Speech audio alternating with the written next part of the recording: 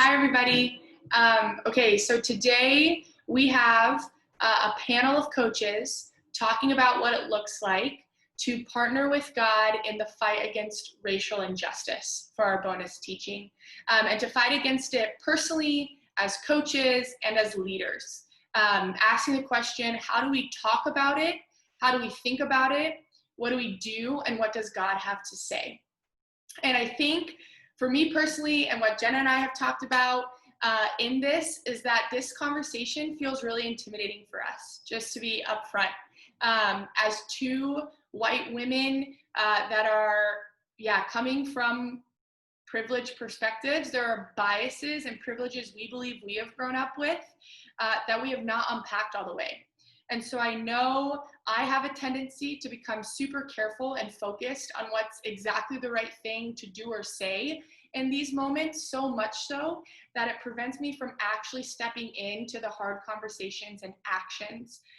So we're owning that we are uncomfortable, that it's far worth it. And we invite you to do the same. So even if you want to pause here and write down what are the two emotions coming up right now, or what do you need permission to do, feel, or not to do in order to engage in this conversation fully, we invite you to do that now. And for us, it is far worth it, because this is not just something we wanted to do because it feels like we should with the current social climate. Because it's trending or because everyone else is. We felt convicted to specifically have these conversations here because we do think this work is very, very in line with our greater vision of tending the garden. We think to have heaven on earth or kingdom come moments, enjoying God in them, this work of equality and justice and making more room at the table and honoring people's stories and fighting for people to have their belonging and worthiness communicated is really necessary. We also believe that Jesus was and is meant to be the face of God. So we see ways that God's cared about this through Jesus being a leader who addressed social issues with his followers while he was on earth. So we don't see Jesus ignoring these social issues in his time on earth. Instead, he met people where they were at, like the moment when he met the woman at the well. He saw their pain and hurt. He met them in it. He called out those social issues instead of bypassing or sitting in silence. We see this also when he met the adulterous woman. So he flipped systems upside down, where the first are last and the last are first. Like the moment with the woman at the well, the adulterous woman, we see this continually throughout his life. And the big thing we learned in talking to and hearing the experiences of our coaches on this panel is how much we think God cares about holding space for people to share their stories. And we see Jesus do that with those examples and throughout his life. So we see him open up space for multiple different experiences to be honored and listened to and embraced, and that for people to be fully seen with their identities in mind. And that's what, in talking to our coaches, we learned is really important here. So we, with the vision of this panel and thinking about what we believe God cares about here, and this discussion is what we'll use to guide our conversation about what it looks like to partner and lead with God in this moment. And just like any part of the garden, I think, and we think, that partnership looks specific to who you are. It should matter who you are and how you lead. And in this area, it could look different for everyone. And I do think we're all being invited into it. And ultimately, the goal of this panel and of this discussion that we'll have after in our small groups is to meet each of us where we're at in our respective journeys on this path. So some of us might have been doing this work for a couple of years. This is not a new issue. Some of us might have been doing this for our whole lives, and some of us might be new to diving into this work of addressing racial injustice. So the goal of this discussion and this panel, and then the discussion afterward, is to meet each of us on the path where we're at and then allow us to gather new information, new experiences, new perspectives to continue down that path and further that journey. So essentially, we want this panel to be the drop in the ocean that starts the ripple that is our small group discussions, that then continues to ripple onto our teams, and then to our communities, and start or continue conversations in arenas outside of those realms from there. So would love if you guys took notes, if you would like, and we're thankful to learn together here. Together. God, we come before you, and yeah, thank you for being a God who sees each one of us, who meets us in the hard parts of life. Thank you for being a God who cares about justice and who cares about each one of your people. God, would you just be present in this conversation? Thanks for creating time in our schedules. I know with coaches, it's hectic. So God, thank you for bringing these two women here today. Thank you for Deitre and for Rita and the ways that you've worked in their lives. Lord, would you just, again, be at the center of this conversation? Would you help it be, a chance for us to connect, a chance for us to dive in and talk about things that, we believe are important and are in line with what you're calling us to dive into, God. Be present in this time. We love you, Lord, and we trust you, and it's in your name. Amen. Amen. Awesome. Well, yes, thank you, Rita and Deitre, for being with us. And remember to press record, so we're good to go. So to start, yes, if you each just want to give us your name, where you're from, where you played, and then where you coach currently or where you've coached most recently. Okay. Hi, I'm Rita Stubbs. I am originally from Cleveland, Ohio. I played at the University of Arizona, and that is where I work now. Awesome, thanks. And then Deitre. And my name is Deitre Collings-Parker, and I most recently was the head coach at San Diego State. I played at the University of Hawaii, and I am going to be somewhere sometime. And you're from California originally, right? Oh, sorry, I'm from Lancaster, California, yes. Cool, awesome. I'm Verniece Graham. I'm from LaBelle, Florida. I'm currently coaching at Albany State University in Albany, Georgia. And this is actually where I played as well. Oh, awesome. So, Cool. play volleyball and softball. Cool. Awesome. Thanks, Verniece. I'm DiShondra Goree. I'm from Fort Wayne, Indiana. I currently coach at Kentucky State University, and I played at Shaw University, which is in North Carolina. Awesome. So good. Yeah, so would love to hear how you guys are personally doing right now, like really doing, and how you're processing everything that's going on. Rita, would you mind answering first? Personally, now I'm probably in a better place than I was a week ago, better place than I was 2 weeks ago, but not in the place where I really would like to be with everything. It's overwhelming at this point in terms of there's so many things that need to be done, so many voices that are talking, so many ideas that are out there and ever present. For me, I am a processor. I love to ask questions, but at the end of the day, I'm all about having a solution. And so where there's no solution, I sit and honestly, my brain hurts. Yeah, that makes sense. Thank you, Rita. And I think that question for me is difficult. It's difficult in so many different ways because it's hard not to be coaching during this time, because more than anything, I want to be there for my athletes. And so struggling with that. And then also with kind of how I lost my job and the struggles I'm having right now for getting in employment. In this environment, I can't help to think, what does my race and my gender role play in everything that's happened? And so But that being said, I'm in a good place because God has just been magnificent to me through this time, and I get a reminder every day, I swear every day, on the good that he has done and is doing in my life. So praise God for that I can say I'm okay. But it doesn't mean that I don't have those thoughts and those feelings that exist on what I'm dealing with going through this. For me, every day there's different emotions that are taking place. But overall, I would say, there's moments when I'm extremely frustrated, I'm extremely fatigued, that we're kind of having to deal with some of the same things that our great grandparents and grandparents dealt with. I see it kind of as a perpetuating cycle.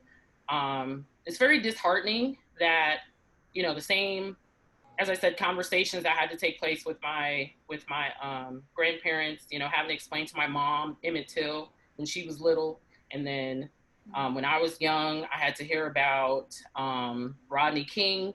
And then now, I have small nephews. I don't have children, but I have small nephews and a young niece that I'm explaining George Floyd and Breonna Taylor to them. So it's been, kind of a roller coaster of feelings, but in addition to those feelings in particular, I do feel moments of hope. I feel moments of pride. I'm very proud of this younger generation being able to step in and step up with the peaceful protest and being able to make sure that their voices are heard.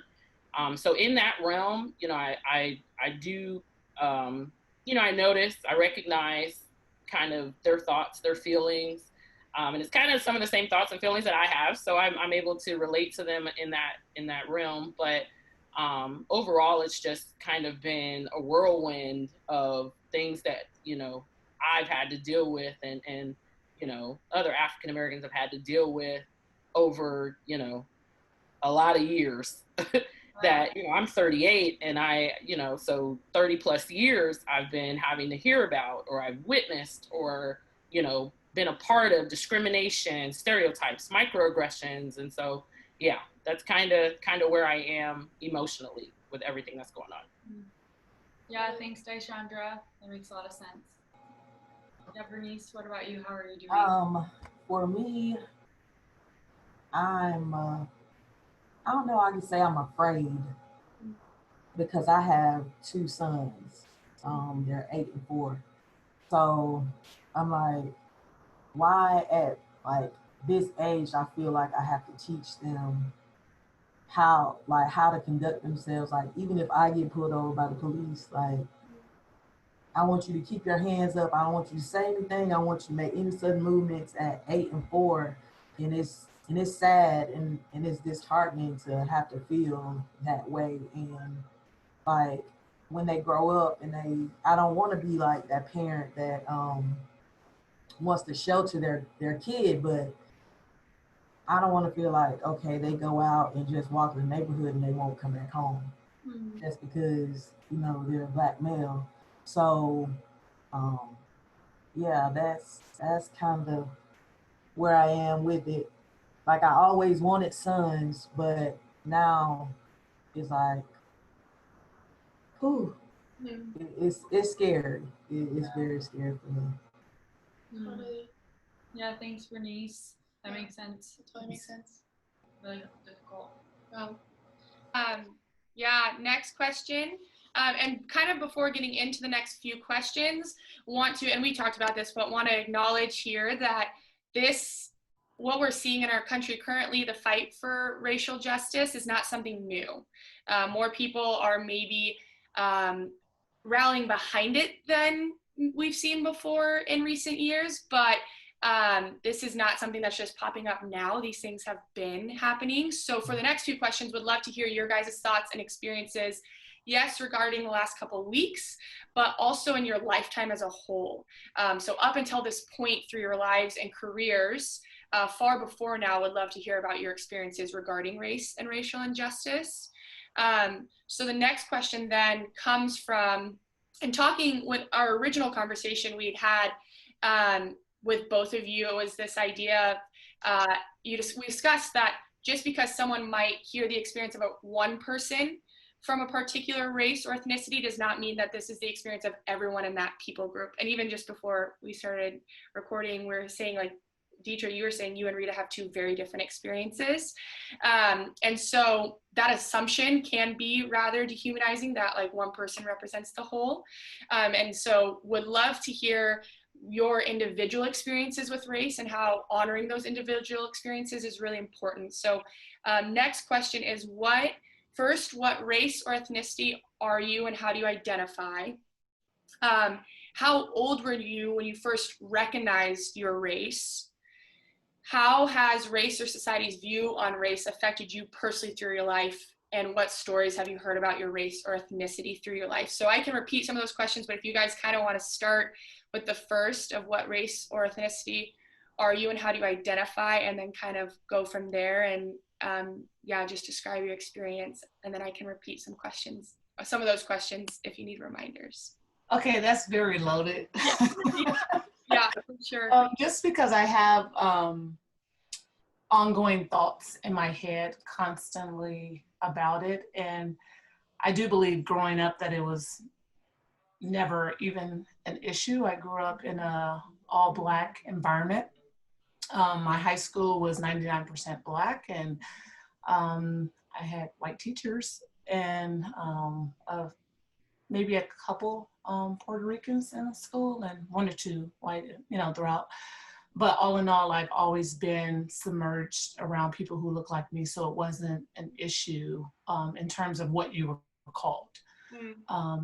Recently, someone asked me to look at my birth certificate to see if a race was put on there, and race was not, which someone younger than me had their race on there. So it was one of those things. So when someone asked me, what am I'm not Black, but I'm not offended if you call me Black. I mean, because I'm not Black, I'm brown. And I'm not from Africa. So I don't know that I'm African American, but I'm not offended if you call me that. The thing that probably bothers me the most is people of color, because to me it sounds like colored people. So that's probably the one that I dislike the most, if there were one. But growing up, it was, like I said, never something that was an issue. I remember being bused to the west side is where we were bused, going into the 3rd grade. So that meant you were going to an all-white school. I remember that, and lasted 1 year. And I just remember being cold one day and getting on that bus. And I remember people standing outside when we arrived to the school that weren't happy to see us. But I don't remember any instances where people were like throwing stuff at me or anything like that. But I do know that there were people out there with those signs that weren't happy that we were there. But then we ended up going back in the 4th grade for whatever reason back to our schools. I guess it was a failure in terms of segregating us, or desegregating us, I should say. So that was that. And then I came to the University of Arizona, where it was predominantly white. And now that was hard. It was hard coming and had a couple of teammates that were Black, but just everyone wanted to touch my hair, and just how I was raised, I was angry. So my mouth would get me in trouble a lot. And just to give you an idea, I wore a gold tooth and I had my nose pierced and I would not comb my hair on purpose. So I gave off an aura of leave me alone type thing. And that was by design. I wasn't a believer at the time. Yet people still came to me, and so I would just say whatever was on my mind, and if I knew I irritated you, I would keep going. And that was my freshman year, so I was a nightmare. Okay, my freshman and sophomore year, my redshirt year. And then things started changing when I stopped going home. And so at that point I said I would never make it in college if I didn't submerge myself completely into the college environment versus going back and forth to Cleveland. And so once I did that, I got to see some things I'd never seen before. I started paying attention. Families were buying their kids groceries. They would come visit. They send baskets, and they say, I love you. I'm like, whoa, whoa, whoa, whoa. All things that were unfamiliar to me. And it was hard to see it because the people that I saw doing it didn't look like me, is basically what I'm saying. I didn't have even the one other Black girl on the team, nobody was coming to see her. Now her mom had passed away, so she didn't have her mom in her life at that point in time. So that was hard to see, you know, in terms of parents coming to watch you play. It was only me and the other brown girl that didn't have parents that were there to watch us, things like that. So it was, you notice things were different, but even then I was still seeing it in other sports where the family would come around and things would take place. And so long story short, it was hard in the beginning, but once I got out from what I was used to, where I was comfortable, even though what I was used to and comfortable wasn't the best, and I'm not crazy enough to think it was, but it was mine. I owned it. And you know, I love my family, even though we never said I love you. I was literally talking to my son earlier today. He come in and he go, Mommy, I love you. I was like, oh, thank you. I love you too. And Deitre knows. He's like, yeah, my sidekick, can't shake him loose. But I said, it's important that I tell you that because when I grew up, we didn't say it. And for me, because of that, there was just so much anger and ignorance or lack of knowing, if you will. And that's not to put down my family or anyone in that environment. You just don't know what you don't know until you get out. And so for me, as I got older, as I started seeing more, my mind started shifting. And so I tend to think differently than how many people would expect me to think because of how I was raised and what I was exposed to or not exposed to. And it doesn't make one right or one wrong. But what I think it allows me to do is to be in the middle and have empathy on both sides. Because to me, both is because of lack of knowledge. And because of lack of knowledge, you don't get an opportunity to get to know the person. So you don't have their heart there. You know, it's like, if I don't know you, it's easy for me not to like you. But if I do know you and you have these issues that I don't necessarily agree with, and I know you, we can talk about it. We can discuss it. I can be forgiving. I can be understanding. I can love you more. And as a result of that, then I can have empathy for whatever issue you have. And then you can have empathy for me. But I do remember being in school, the thing that really bothered me the most is when people will try to feel sorry for me. I don't want you to feel sorry for my life. I don't feel sorry for anything that has happened. Yes, it was hurtful, but I think it made me the person I am now. It gave me the ability to be able to share those stories in an effort to help others. It gives me the ability to have a little bit more patience or no patience, depending on the situation that I'm actually in. So yeah, I don't know that I answered all of your questions, but I feel like I touched them at least a little bit. You did, for sure. Yeah, thank you. Given that and that experience, how would you describe, and you kind of talked about it a little bit, but how would you describe the way in which you think about or interact with, if at all, race or ethnicity today, then given like the way that you grew up interacting with it and it was presented to you? What would you say your interaction with it is today? The most important thing is I find everything funny. So, you know, I can find humor in just about any situation, and maybe it's a defense mechanism, I don't know. And I'll be honest, I tend to make fun of everybody for something or another. It doesn't matter. I mean, I gotta be honest, you know, and it's never because of a color. It is because of the person. It's because of a situation. I think the hardest part in all of this, in being who I am, I have to keep my mouth shut a lot because I don't agree with everything that takes place for various reasons. I tend to think about how will the next person be affected by it? Does this make you grow? Does this make you better? If it does, I'm probably behind it. But if it just continues to perpetuate your anger, your frustration, your lack of knowing and compassion, then I don't want any part of that. And so today I learned, I can't remember, I listened to 3 services today. So it was in one of the 2, actually it was the first one, I remember. It talks about, I'm carrying a burden that's not my burden. God didn't tell me to carry the burden of that. It is to profess God in the midst of all of it. And I think that is how I plan to make an impact, how I plan to make a difference. Because if I would have come, say, as a Black woman from the inner city whose mom was a drug addict, whose dad was killed, if I were to come from that narrative, you're going to approach me a certain kind of way because you think that's how I think. Well, I'm telling you that all those things happen, but I'm a new creature in Christ. So therefore, I see things a little bit different. So if I come at you from the God perspective, I think that I will then gain at least your heart. Whether you understand me or not is irrelevant. That's not why we say what we say. We say it because we were exposed to it, and it's what is necessary to make a difference in life. And so I won't just automatically say, hey, I'm from the hood, unless I know that's the way I have to address you. But even then, I'm going to tell you that this is how I am now. Yeah, totally. Yeah, that makes a lot of sense. Thank you, Rita. Yes.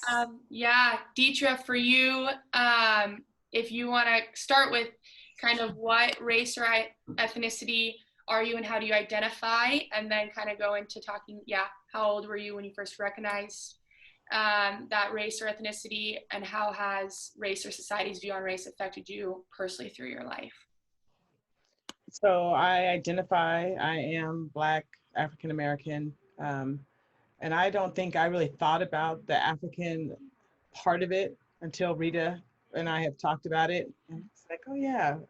And I was adopted, so I really don't know, if I'm African American or not, or where that lineage is. My life started when my mom picked me up. So I don't go back beyond that. That being said, my dad was in the military, so I was raised on 2 Air Force bases for a good portion of my life, which were extremely diverse. Yeah, definitely people of all races. I didn't see anything else except for when we would go visit. My mom's side of the family lived in LA and Crenshaw Slauson district, so a pretty rough part of LA.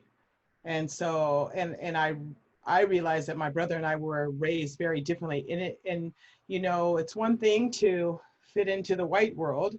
It's another thing to fit into the Black world. And I would say that I've always had to do both. And as do all of us, honestly, in volleyball. And so to my relatives that were raised in the inner city, me and my brother had, in their mind, thought we were better.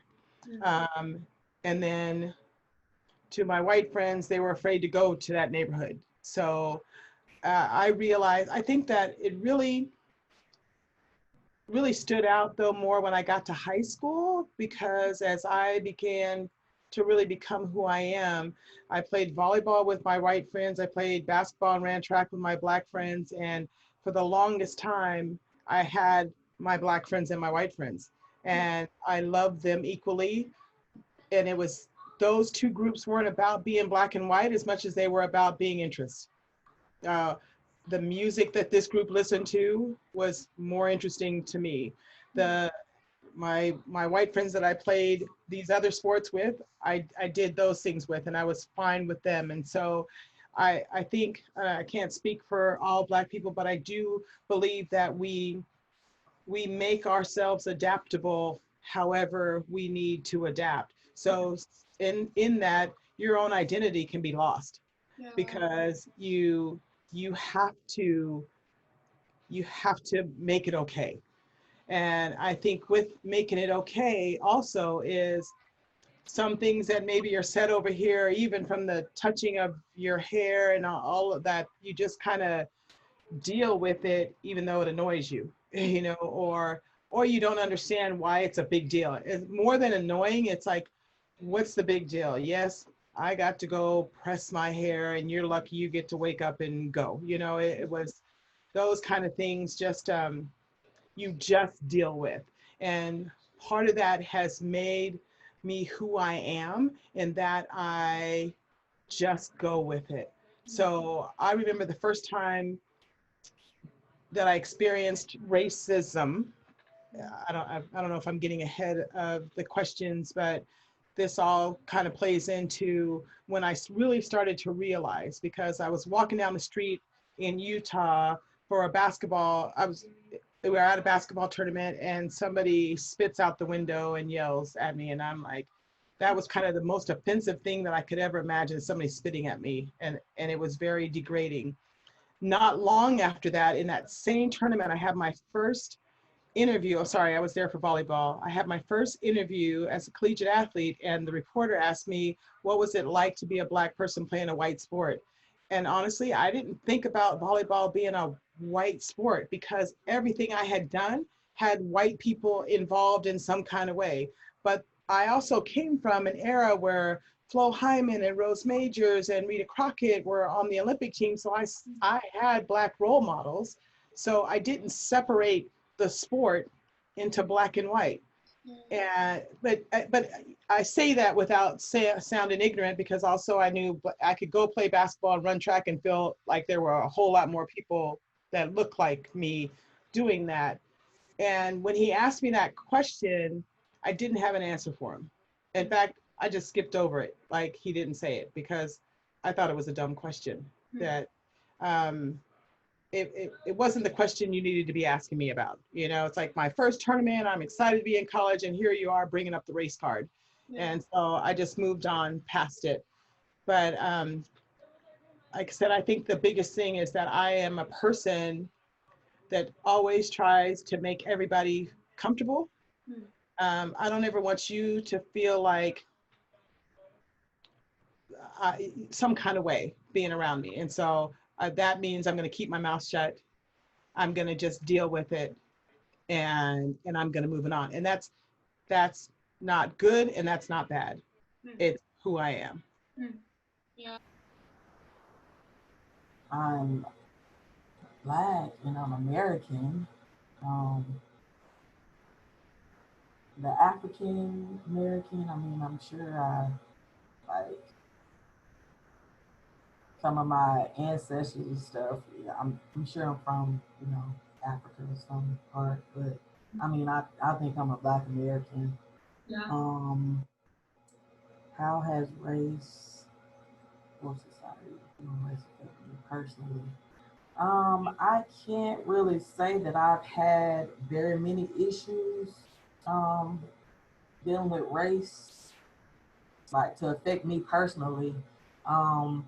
Maybe when I was in elementary school, I was called the N-word maybe once, but once I explained to the kid what it really meant, and like, and ignorance is bliss. So it kind of like I've never really had an issue with race myself. I've always been the only Black person on like pretty much all my sports teams throughout my sports career since I started at 12. So, and I've never like had an issue with it. I think like I was one of the lucky ones to grow up in the space that I did. Even though there was a lot going on around me, it never affected me. Probably my brothers more so than myself. They went through a lot of things growing up, but me personally, no, not really. Yeah.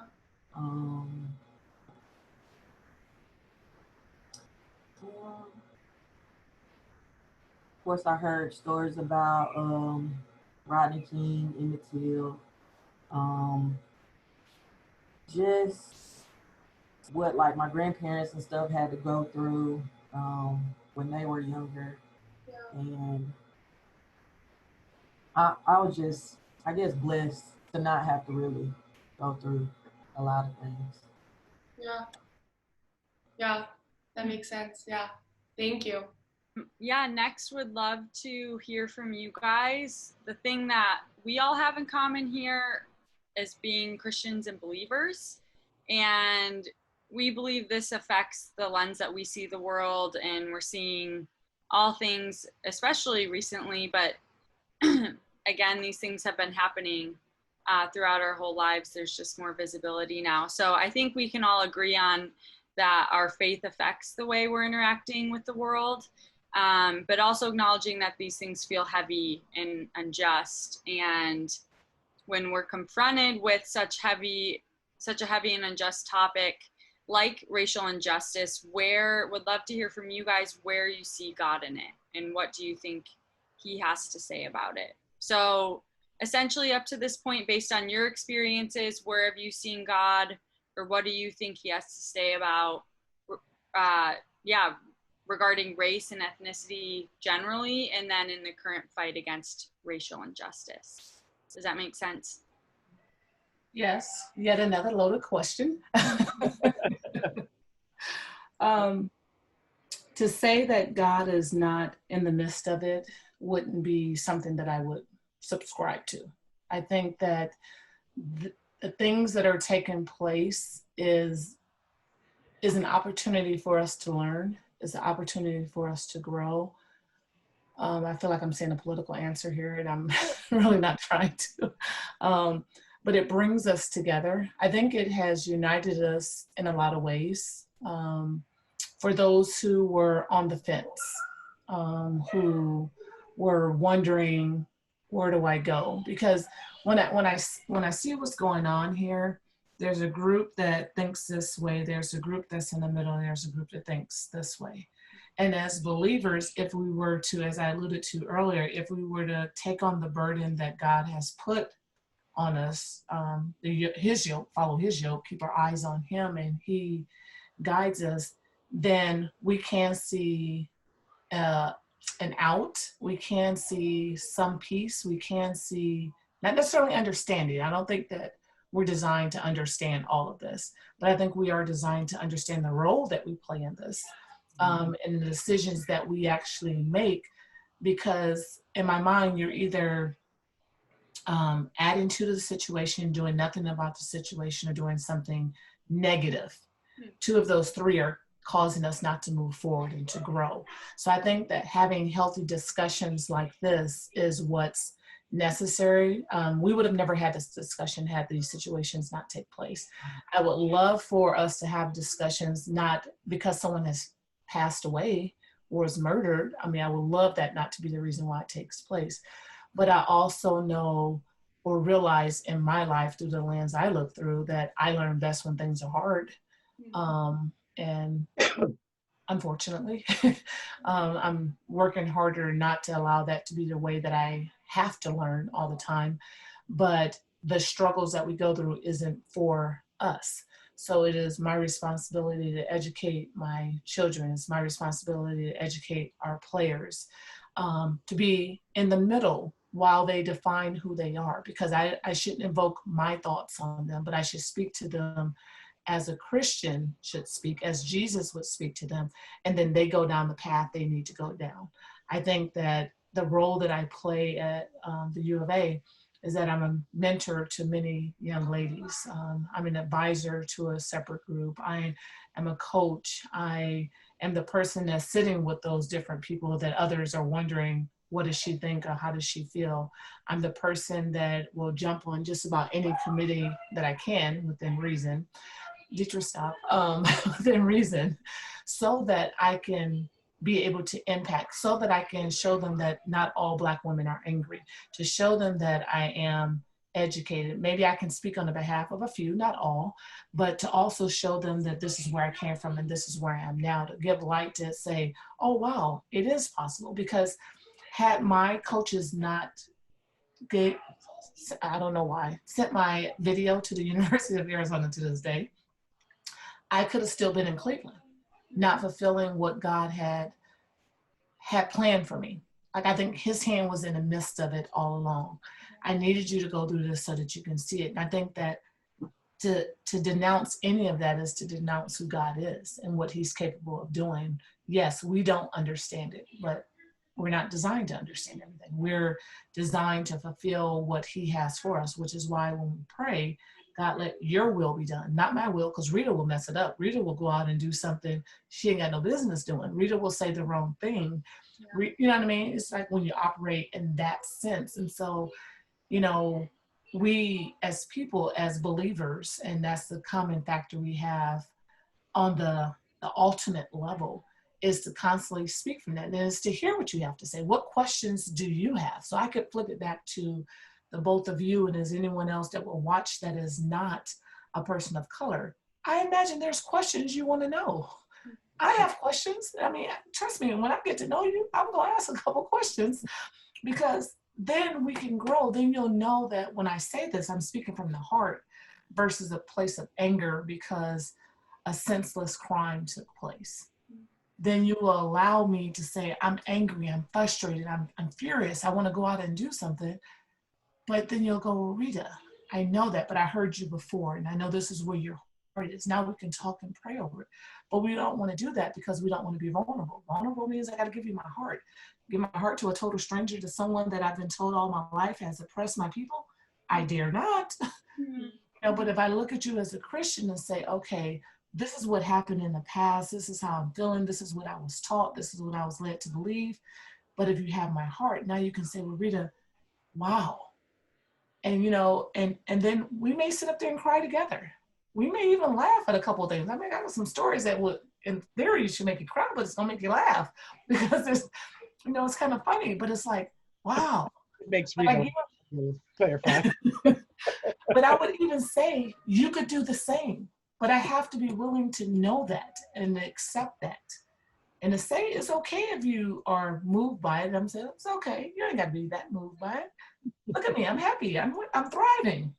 And then now we can speak from another place. And then you can go share that story with someone else. We don't testify nearly enough. You know, back in the day, that's what they used to do in church all the time. They just got long. So, and everyone's attention got that short. So, you know, services got shorter. So you don't have the testimonies anymore. But I love to hear how people overcome. You know, when Deitri's talking, I'll be like this. I don't know if she noticed me. I'm like, go ahead, tell that story. Which is why these environments are great. I love that, Rita. Yeah, thanks for sharing. I think it's really eye-opening to me, the way you describe how our faith totally changes the conversation and changes the way we approach things.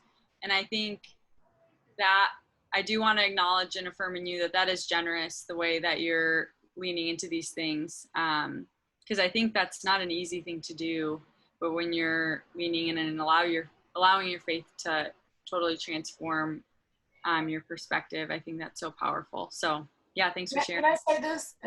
And I'm going to tell you why it's so hard. Because you have a group that's telling you you need to approach it this way. And you have a group over here that tells you you need to see it this way. But as a believer, you're in the middle of it. Yeah. Because I have to have compassion on both sides. Without compassion, I mean, I'd be dead and burning in hell myself. You know, so it's like you have, I mean, as believers, I don't know how you couldn't, like in my mind. And so I have to work extra hard not to pass judgment in that situation. Yeah, Deitre, for you, where have you seen God, or what do you think God has to say about race and ethnicity in general, and then in the current fight against racial injustice? You know, my first thoughts when you ask that question is I go back to my parents. I was raised in a Christian home. So what I've seen for my whole life is a Christian example. And then there was a point, however, my mom was raised in the South and never told me very much of what she went through. And my mom is no longer with us. And the reason I bring this up is that I imagine how she would have reacted to seeing George Floyd, because the times my mom brought things up to me were when these major events happened. And for someone to have lived through the segregation days, my aunt did tell me stories more than my mom did later in life, just about the things that they dealt with as Black people in the South, to see what's happening now and to think about how she would see God in all of this. Because I remember just even, not that my mom was necessarily Democratic or Republican, but she never dreamed of the day that she would see a Black president.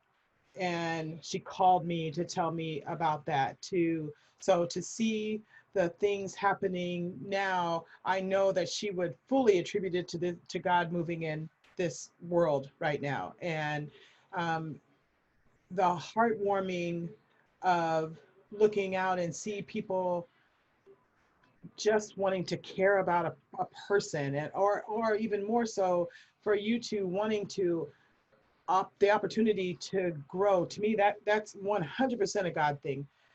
Yes, the situation brought us to this, but God allows love to come through to make people want to know more so that they can do more. And I am encouraged because of that, encouraged that we are going through this, just like in biblical times, all the different things that they went through to come out on the other side better for it. And I feel like this is such a big thing, not just with Black Lives Matter, but with the pandemic, I mean, we're in such a spiritual battle right now to get through. And it's Rita and I have talked, it's like, man, if you don't have God, I don't know how you deal with today. That the best thing about having God in my life as my Lord and Savior is the hope of what's on the other side. And what's on the other side of learning from this tragic situation. And although this young man that passed away in a way that he should have never died, is he's being used for good.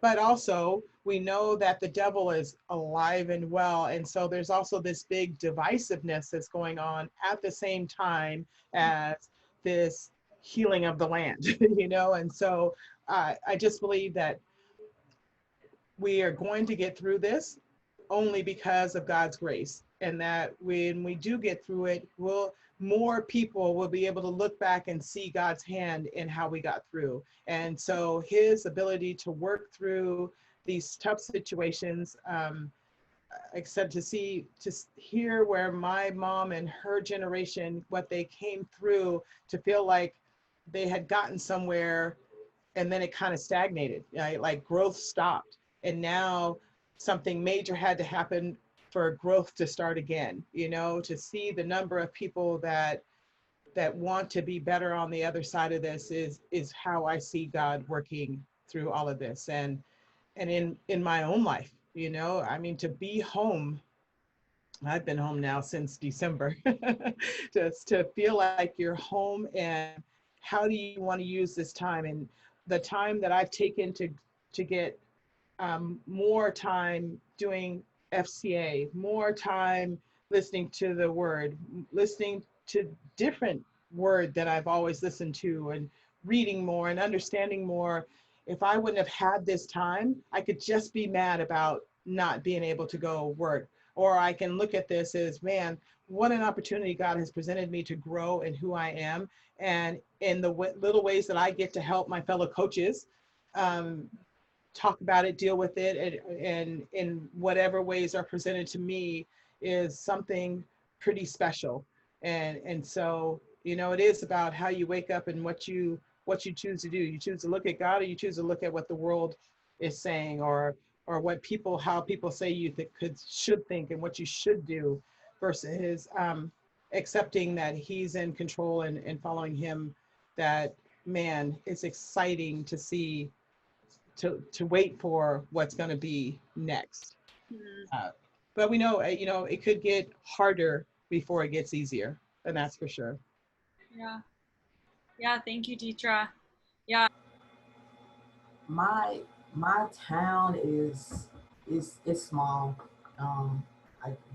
There's a lot of racist people there, and during this time, it's been kind of bad.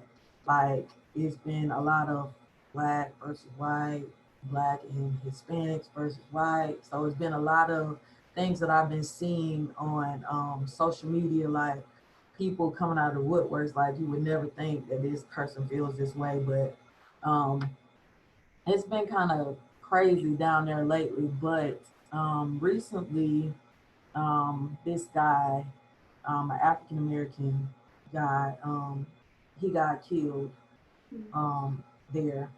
And he was one that he didn't see color. He never met a stranger. His heart was just so pure for anybody. It didn't matter the color. But with his death, like, I saw my town like come together. It was so crazy, and I'm like, oh, this has to be God. I would never expect it. Like, so many people, they had like a candlelight visual for him, and like it was thousands of people there. His funeral, everything, it was amazing. And so I'm just like, God had to been in the midst through all this craziness that's going on in the world, for my little town to come together, which, I mean, it was a sad occasion, but still, it was just crazy to see. Yeah.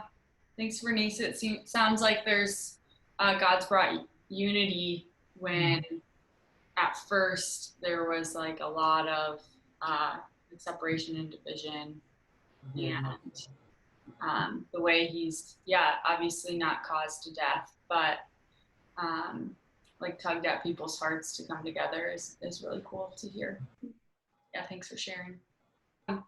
Thinking about you guys leading your teams right now, which you have, probably diverse people coming from diverse backgrounds in race, ethnicity, life experience. How has the current fight against racial injustice, either currently or through your time even as a coach, affected your teams? What has your experience been with that? Well, I attended an HBCU and then am currently coaching at an HBCU. So majority of my, I'd say about 70% of my current team is comprised of African-American young ladies. And I can't tell you how many times we've traveled and stopped at a restaurant and have been, even though we'll have a volleyball symbol that'll say Kentucky State volleyball, and it's a picture of a volleyball. Oh, are you guys a basketball team? I mean, just the assumption, because majority of us are African-American. I've had coaches come up to me after we compete and say, wow, your team's pretty athletic. I was pleasantly surprised. And I'm like, oh, okay. A lot of different races play volleyball. Like, what? Why would you say that? And I mean, it's to my team, to some of my team, they may think like, oh, that was nice of him. And I'm just thinking, we'll talk about that later. We'll discuss that at a different time. But sure, thank you. Just being mannerable and just saying, thanks. But in my mind, I'm like, oh my God, that was such a microaggression. That was such an, underhanded compliment. Like, you're saying that because my team is majority Black.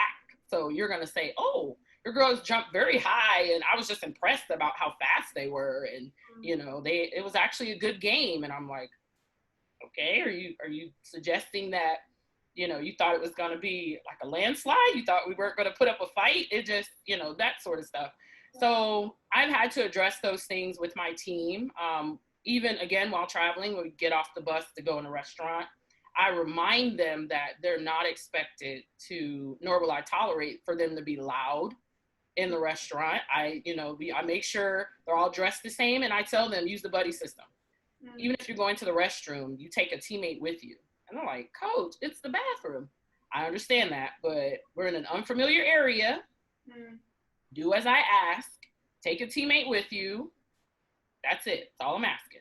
Make sure we're not loud. We're not yelling. We're not, this isn't the resident hall.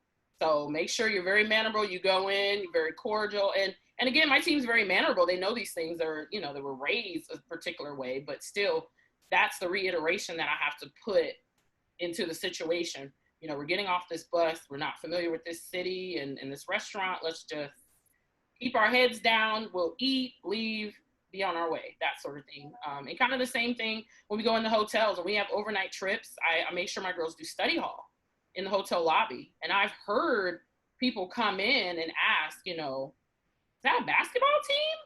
And I'm just like, oh. Yeah. And then I'll hear the hotel staff say, no, that's volleyball. That's Kentucky State. And they're like, oh, and they're doing homework? And it's like, why is that surprising? Kentucky State indicates it's a university, so they're college kids. They better be doing homework. Like, that's a part of who they are, and student athlete.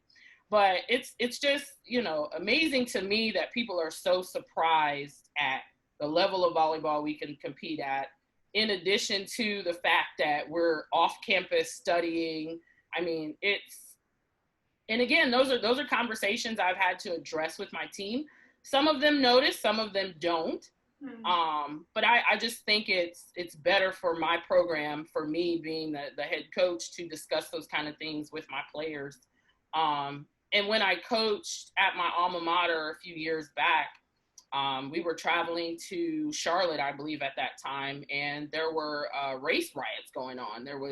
So I had to tell, my entire team, okay, we're going to run off this bus, like we're going to hop off, go in, play, and then get down the road a little ways before we stop to eat, just for your safety. I mean, I had received emails and phone calls from parents just asking, will my daughter be safe? I know what's going on down there. And I'm like, they will.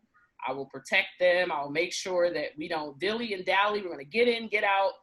And that's a frightening experience to have as a coach, to tell your team what's going on here and how we may be perceived as a threat when we're simply just trying to play volleyball. Yeah. So it's been something I've experienced both as a player and now as a coach. And it's been very eye-opening, and not in a good way.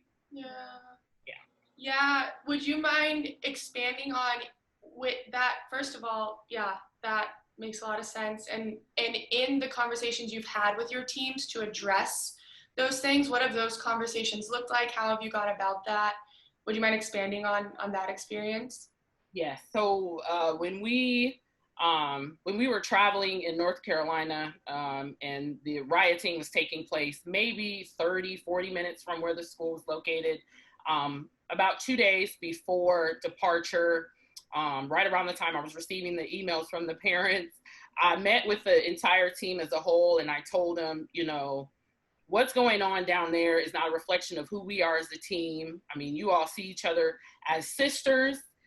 We do everything together, and then, that includes driving each other crazy. It's part of the the duties of being on a team, being, involved in the team sport. But I told them what our goal was. Our goal was to travel down there safely. We were going to be about 30 minutes from where all of that was happening. We're not traveling that direction.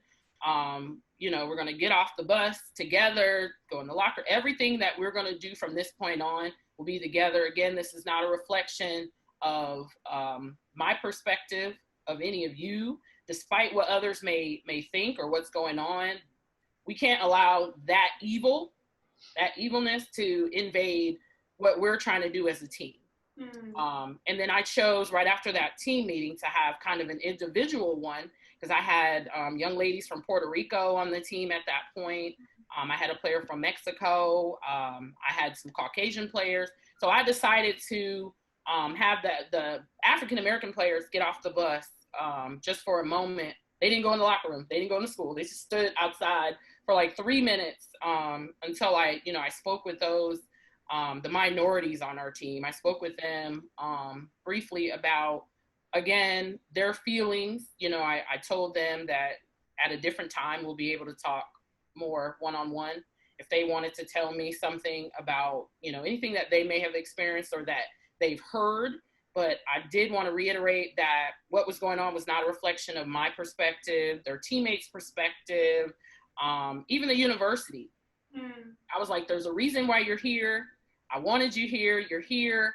Let's do what we came to do. Let's win this match, get back on the bus, hop down the road and get some food. So I added just a little bit of comedy to kind of ease the tension, because I could tell it was a little tense. And when I spoke to them at a different time, they mentioned, like, Coach, I'm so glad you did that. Like, I was nervous to get off the bus, because the other school we were playing was another HBCU.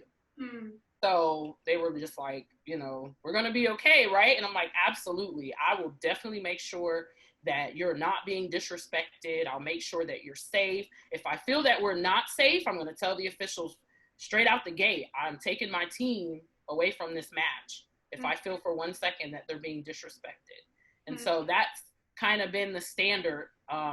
Even things that I've discussed with my current team at Kentucky State, I've always told them, you know, if you feel like you're being disrespected or, you know, demeaned, belittled, tell me those things so I can address it to the official, because I can't hear everything. Yeah. As much as I try to be everywhere, I can't. So be open, be honest with me, let me know those things. And then I, as the head coach, can address those things. But I always tell them, you know, it's so easy to say something back. It's so easy to threaten someone. It's so easy to want to fight back because you feel like you're defending yourself. But there's always a better way. So we're not going to, you know, meet rudeness with more rudeness. As an athlete, we sacrifice. We got to let things roll off our back. So, you know, but there's always a different place and time and form that we can talk about those things. But those conversations were not easy. Right. Yeah. So as we're having them, I can see my team members kind of looking around to see what other people's reaction are. And in some events, some of them mentioned they didn't know how to feel. And I said, that's okay. Yeah. Sometimes it takes time to process because immediately you think anger and frustration. You're like, oh, I want to do something. And it's like, let's just take a step back. Let's calm down. Let's rewind. Let's just, you know, let's flip the switch back to volleyball. So how can you use those emotions to now become a better volleyball player today in that moment? So I always try to take it back to what we're here for. So I want you to, you know, use all of that aggression, frustration, anger. Let's play our game, win, get back on the bus, go eat, relax, and talk about it when we get back to campus. Yeah, and what I'm hearing you say too is like, being willing as a leader to hold the space for that, even when it is uncomfortable, like the fact that you're willing to step into those conversations and address it and not just act like it was a normal day and be able to like actually step into those is a really big deal. And then B, I think even hearing you in those conversations reaffirm identity of like, regardless of what's going on, this is what I think of you, this is what as a team we think of each other, this is the expectation, and we can talk about it more later, but first and foremost, this is who we are, this is who you are, and affirm those things first inside of those like hard conversations to navigate. But as a leader, being willing to step into the discomfort is like, it takes so much. So yeah, wow, yeah, thank you for sharing. Yeah, Verniece, for you, how has, the idea of the current like racial justice fight or in the past, how has that affected your teams through your experience thus far? Kind of like the same as DiShondra, with the whole you have an athletic team or is this a basketball team? We've gotten those comments before. Right now, I'm at an HBCU as well. Right now, my team is probably 99% Black, and I have one Caucasian girl. Last year was her first year playing. So I have weekly meetings with them. So I'm like always checking on her to make sure, you know, she's okay. That, you know, nobody's disrespecting her. Nobody on our team, nobody like when we go off to play. Like I don't want her to feel like just feel different because of, you know, the atmosphere that she's in. And I never want my girls to feel like they're being disrespected in any kind of way. They've never really heard a coach say like, you have a athletic team or whatever. So I never really just had to address that with them because they don't hear that kind of stuff much. They don't pay attention like that. So they never get into it. We've never been like we've never had a situation where they have been disrespected as far as me coaching. Probably when I was a player, we did but this wasn't volleyball. It was softball. I think we played.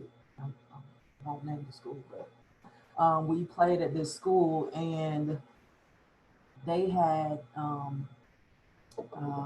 their fans were right behind the dugout. I mean, right behind the outfield fence, and so they were just like saying little racial things to like our outfielders, and so they're coming in telling our coach or whatever, and then like finally our coach goes to tell the officials or whatever, and they got him out of there. But it's just the fact that you have to deal with that while you're at a game, like, Yeah.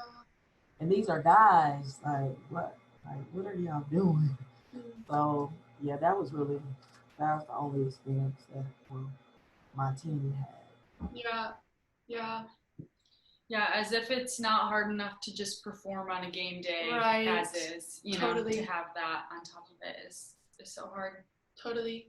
Yeah, thanks for sharing. Yeah. End of the day, when we go back in the gym, whenever that day is, we're going to have a group of young ladies, and we'll have 18 players. I could have 18 different opinions in that gym and none of them know where they're standing. But some may have come from a place where the family was like, dislike this or that, this, fourth or another, love everyone. You just don't know what they're getting at home, but then they have to come back into this new family or our family that we have here and have to be able to operate and function.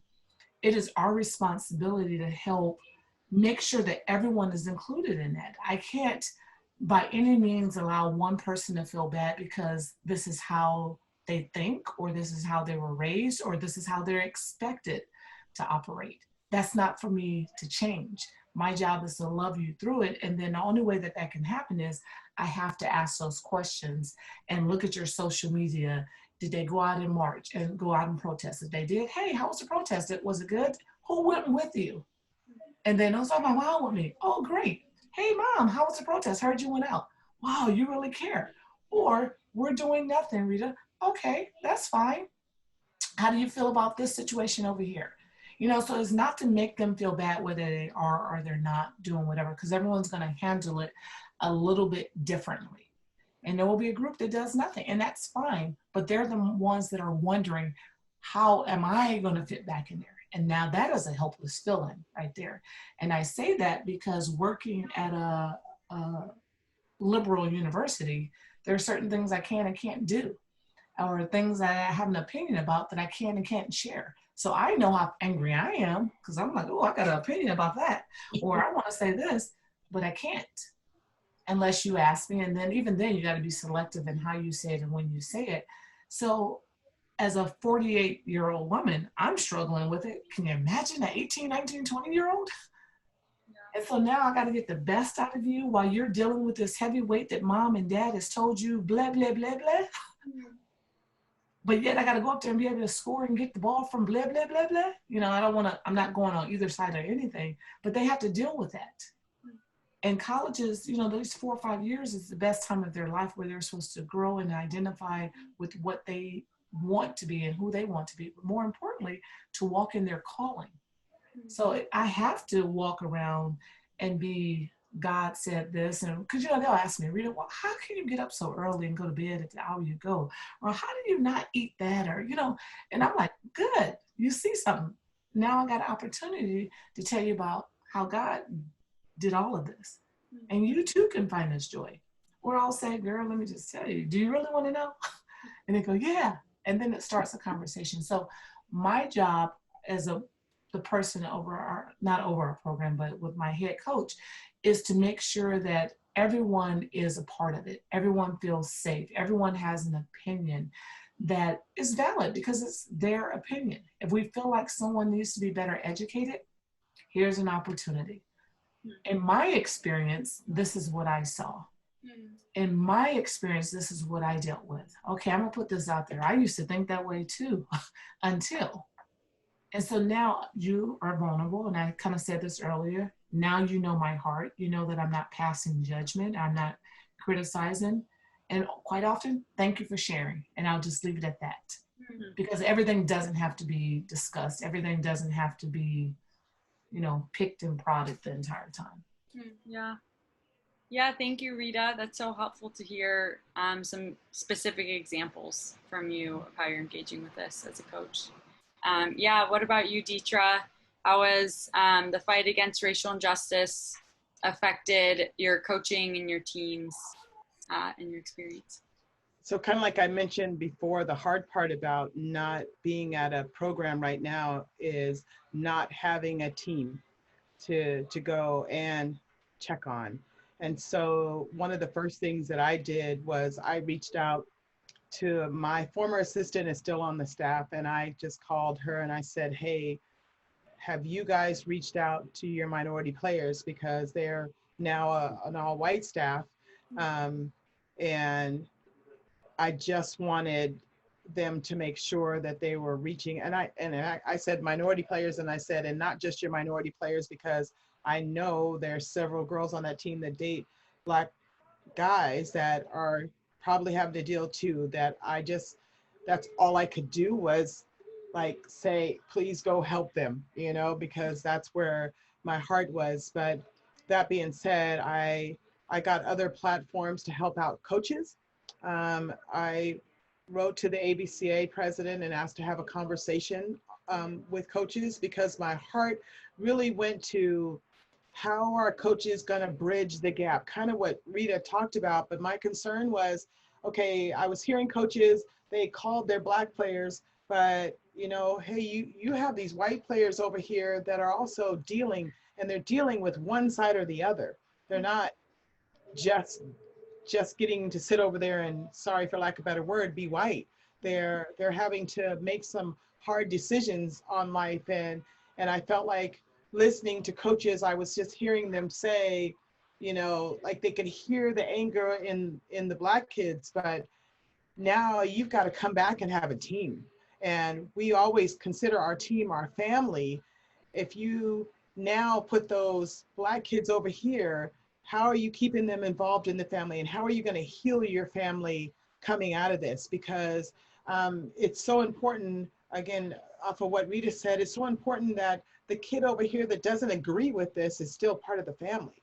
And we got to come back, be a family, get on the court and play as a team. And there's some really hard conversations that need to be had. It is interesting being a Black coach, and if you recruit too many Black players, then you're seen as that's your type, never mind your team is diverse, but if you have more than a couple Blacks, I got this from a coach called me because she was upset that another club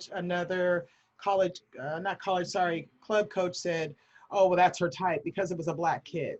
And so as you ask about kind of what we deal with racially, that would never be asked of a white coach that had an all-white team. And you could be a white coach to have an all-Black team, but it's never, well, that's her type.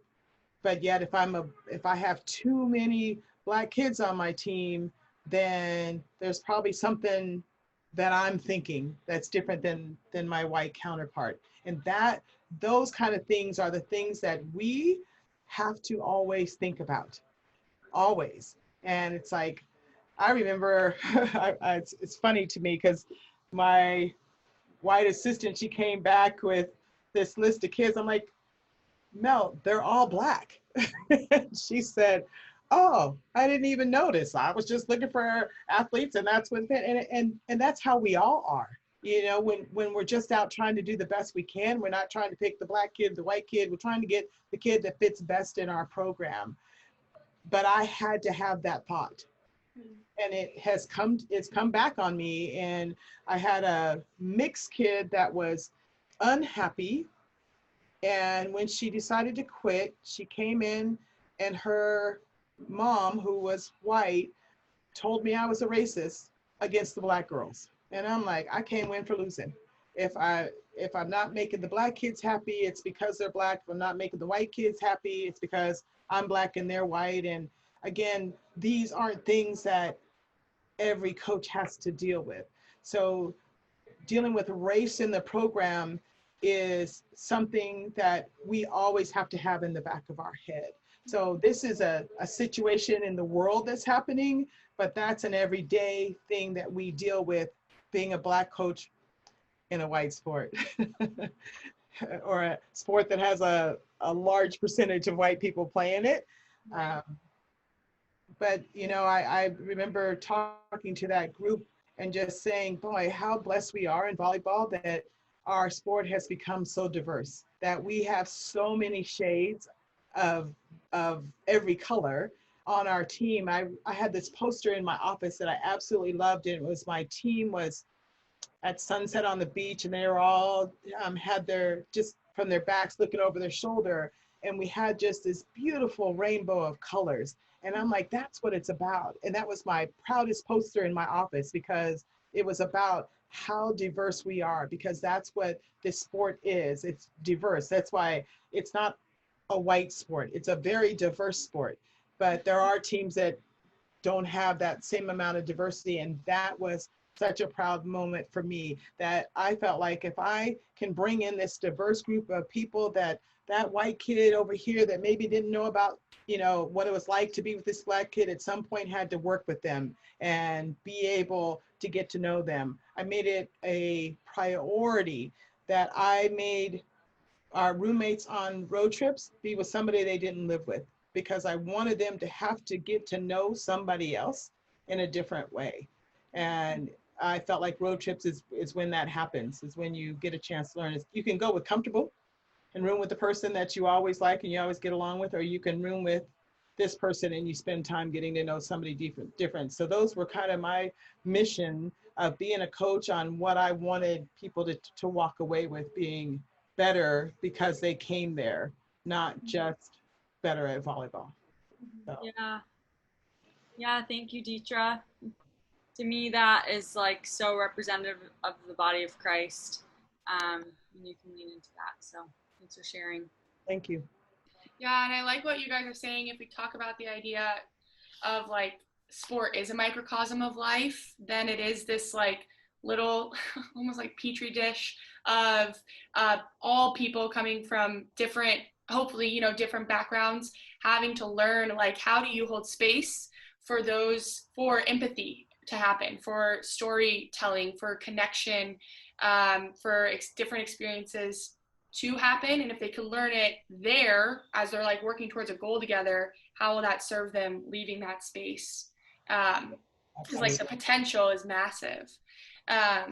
So, and kind of with that, would love to hear for you guys then, and you kind of touch on it a little bit maybe, but even expanding even further, up to this point through your time as a coach, what has leading specifically with God in this area looked like for you? Kind of, we talked about generally, but specifically leading with God in addressing social injustice or racial injustice in coaching with him looked like for you.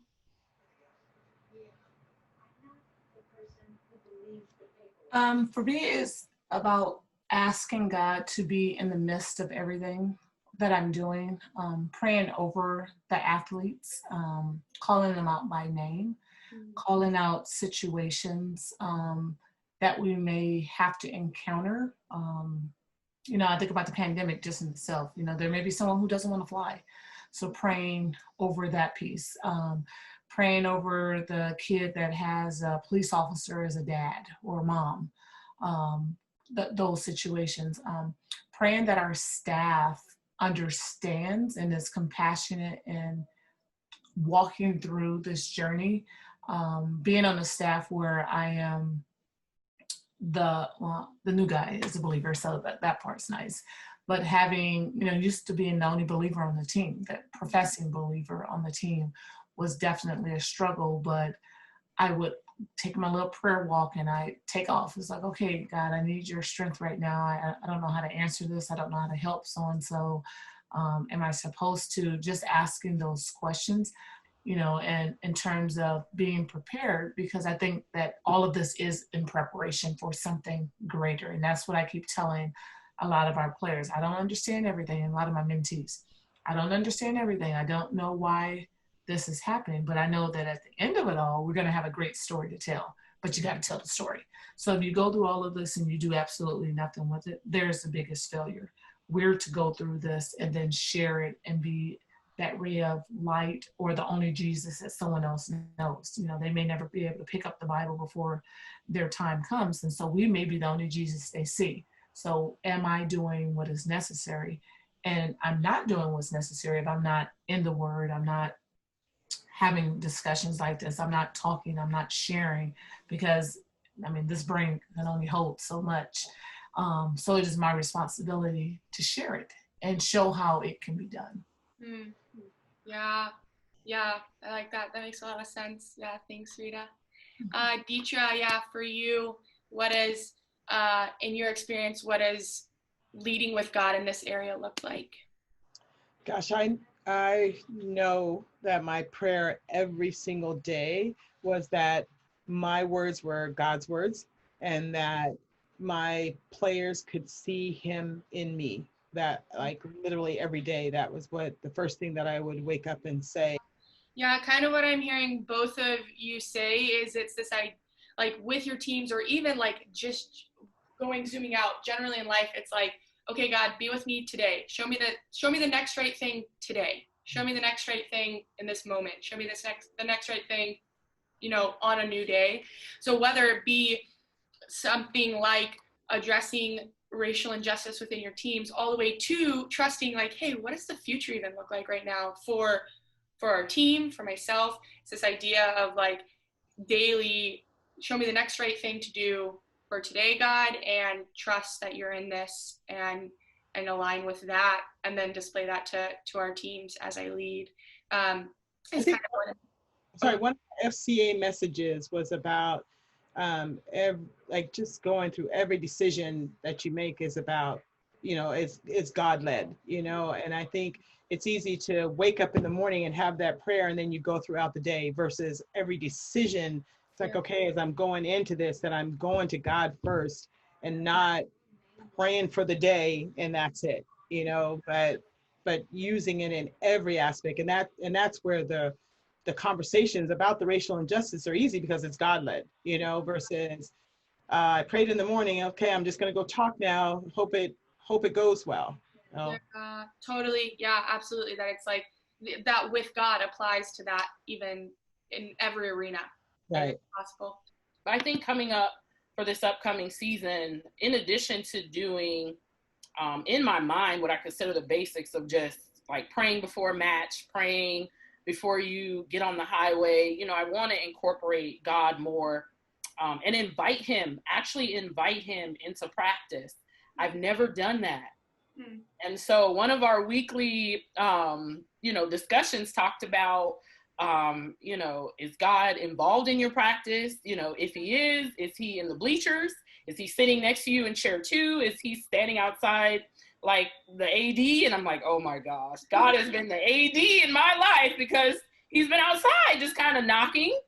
And I'm just like, okay, God, I'll be with you in 1 second. I got to finish up practice. And I've never just said, let me open the door and invite him in, actually. So I'm going to actively seek some ways to openly invite him into my team and, into my program. So that's kind of a to be announced.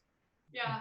Kind of thinking of some ways. And I think our weekly discussions, I'm able to listen and incorporate some small things that I can, do, maybe with a twist with my program. But yeah, so that's something I want to do, but I haven't necessarily grasped like that idea, like, oh my gosh, I need to. It's just kind of like, oh, that's cool, but I can do this along with it, or oh, that's kind of cool. Let's see how that will work. So yeah, it's a work in progress. That's cool. Well, we have one more official question, and then would love to open it up if you guys have other things to share, other closing comments, anything. But to be honest, I think throughout, many times in my life, There's been moments where I felt paralyzed or not really known what the next right thing to do is. But knowing that I want to contribute and step in and help, help the process towards reconciliation, but not really knowing where to start. So would love to hear from you guys, both personally and as a leader. What is a simple next step you have taken now or in the past, or that others could take to engage well as a Christian and as a coach? Started to send my team weekly devotions. I said I was going to do daily devotions, but 2 days passed. I'm like, oh crap, now I owe them 2. I'm just going to send one on Monday so they can have it for the whole week. Just kind of, something as a reference point that speaks to kind of healing, and, handling pressure and not worrying and putting things in God's hand. Things that, my team has openly told me in the past that they kind of struggle with. So, definitely just trying to connect better with them as a coach. And then, just trying to gain that understanding. So if they do ever have questions, they feel comfortable coming to me as it pertains to the Bible, being a better woman. Stepping into their own, living their best life. I feel like I need to strengthen things about myself before I can begin to, truly be able to help them along their journey. I think that is the hardest question possible, is what to do next and what for each person to do. And the only reason I said I'd go first is because I feel like I think about this all the time, because I'm trying to figure out how to help. I'm trying to figure out how I can help those that are in it or whatever. And I think that what Rita said is absolutely the most important thing, is hearing both sides and not passing judgment, but moving forward in love. Love is absolutely the only thing that's going to heal this, that your love has to be greater than the problem, greater than the situation, greater than the opinion. The pastor this morning that was speaking at our church was talking about social media and how, people have cut off people who have different views than them. They've been friends for 30 years, but I don't like your view, so I'm done with you. And that's when we're getting away from love. I think the thing that has come out of this that has mattered the most is conversation, being able to talk about it and listen. And if we're willing to engage in conversation and be willing to listen and be able to meet somewhere in the middle, then we can come up with a good solution to at least our family / our team. And being able to walk away saying we're going to love each other, we're going to respectfully disagree, but I also think you have to have some bottom lines. Okay, we're going to respectfully disagree, but we're not going to ever treat somebody a certain way just because, because we disagree or whatever. But I think leading with love is going to have to be the guiding principle that gets anybody through. Yeah, thank you, Deitre. I think that's so against our sinful nature and so against what we're tempted to step into. So I appreciate you calling that out. If you don't, how do you bridge division? Yeah. Because the one thing that's going to stand out now more than ever is that we're really, really divided. And if you're on a team, you can't go forward and have any kind of success as a team with that kind of division on your team. So either you got to cut the people that disagree and have a whole team of like-minded people, which can't happen, or you got to find somewhere in the middle that you can come to and respect each other and accept the differences. Otherwise, we're going to fail miserably. Yeah. Sorry. Yeah, no, I appreciate that. Yeah, love's kind of the glue there, it sounds like. So, yeah, thank you. I would say I always hear the word communication, and in a lot of ways it sounds generic, But in the midst of communicating is to actually hear what the person is saying. I think part of the problem is we don't truly hear what is being said. And there is a place where the words are really coming from. And so, Sierra, I said this before, the two sports psychologists that were on. Mm-hmm. And I just can't shake loose the fact that she said that no one's just lazy. You know, it's like there's a reason why they're not doing what they're supposed to be doing. So I flip it in this sense. They're not just angry. There's a reason why they're in that place. You know, something has happened, something they've been wrong some kind of way, or a family member's been wrong, or a good friend has been wrong, or they don't know because that's all they've been told. So I think the more we are in a position to hear what they're saying and to listen to what they're saying with the intent of trying our best to understand, not to pass judgment, not to provide an answer, not to give a solution. Now we're giving back a voice. I think about my boy. If I tell him, ask him a question and I already know the answer, but I don't let him tell me the answer, he's beside himself. And he's like, I just need to tell you though. I need to, you know, and so he can't do what I'm asking him to do if I don't give him the opportunity to say it. And so I'll go, okay, tell me. And in my head, I'm thinking to myself, okay, I already knew it, but go ahead and tell me. But then he's fine after that. And I'll go, I'm sorry, did I frustrate you? And he'll go, yeah, because you didn't listen to me. And I think about these athletes, how often we don't listen to what they're saying, because what they're feeling, I can't say is right or wrong because it's their story. So in order for us to bridge everything that's taking place is I have to hear you, but then you have to hear me too. You have to hear, this is my lens, this is my perspective. Now, how can we get to the point, like Deitre said, that we're at a point of agreement? Yes, you have to set boundaries right off the bat. We won't say this, we won't do this. I will hear you out, you'll hear, you know, you have to set those boundaries because the dominant person will then take over, or the dominant group will take over. If I, you know, we're in a discussion and I see a kid puts her head down and she's looking at her nails, then I may stop it at that point because now I know her enough to know that her walls are going up, she's feeling whatever the case may be. Or that even goes for, you know, Dave, my boss. It's like if I see him look some kind of way, okay, well, let's change the direction just a little bit. We'll come back and visit it, but then that's when you go one-on-one. There's a, what would you call it? She's a researcher. Brene Brown is her name. She's like an author. And yeah, okay. I was listening to a podcast by her recently, and she talked about that her mantra in just like discussions where she disagrees or are uncomfortable is like, I'm here to get it right, not to be right.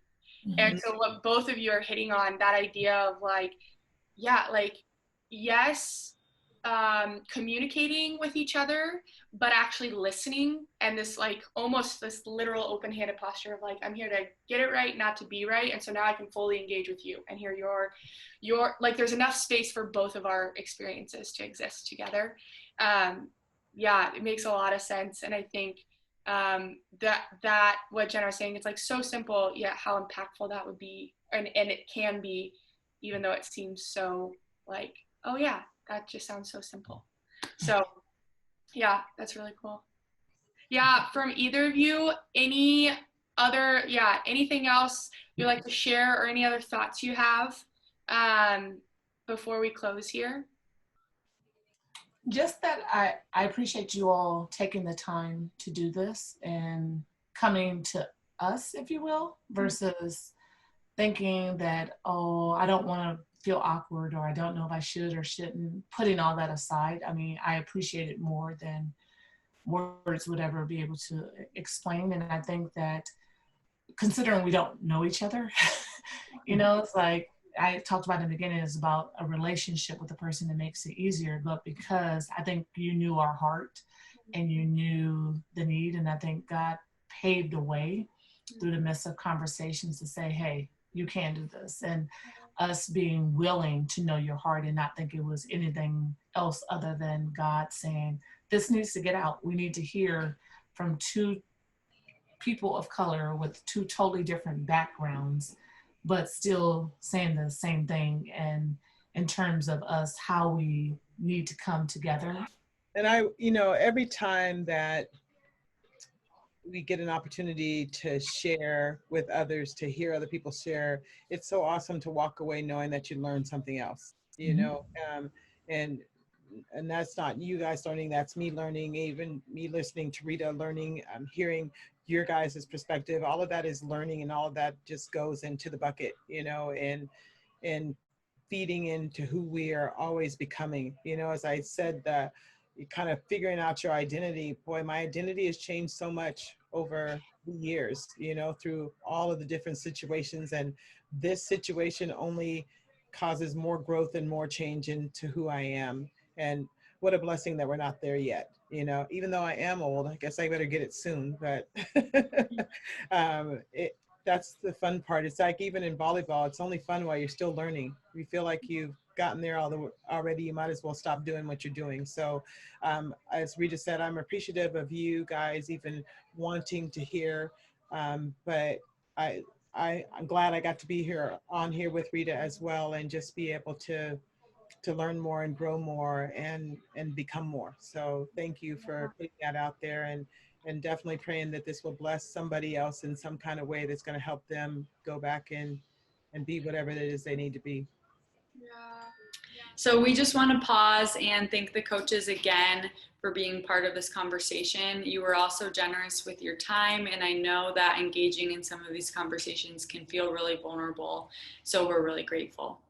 Yeah, and I think Jen and I, debriefing after the conversations we were able to have with these coaches, the big thing that stood out for us is how important it is to leave space for experiences, for individual experiences and stories to be told and honored. And we think God really cares about that. And so we learned a ton just from hearing those individual experiences, and are thankful for those coaches sharing them, and then to get to be able to share them with you all. And yeah, we are humbly, ready to learn with you and talk about next steps now. What do we actually do with, once we hear these experiences and hear these stories and these different perspectives, how do we honor them, and how do we take next steps moving forward, which we'll discuss in Huddle. So thankful for you guys to get to learn together in this and to start joining God in what he's up to here.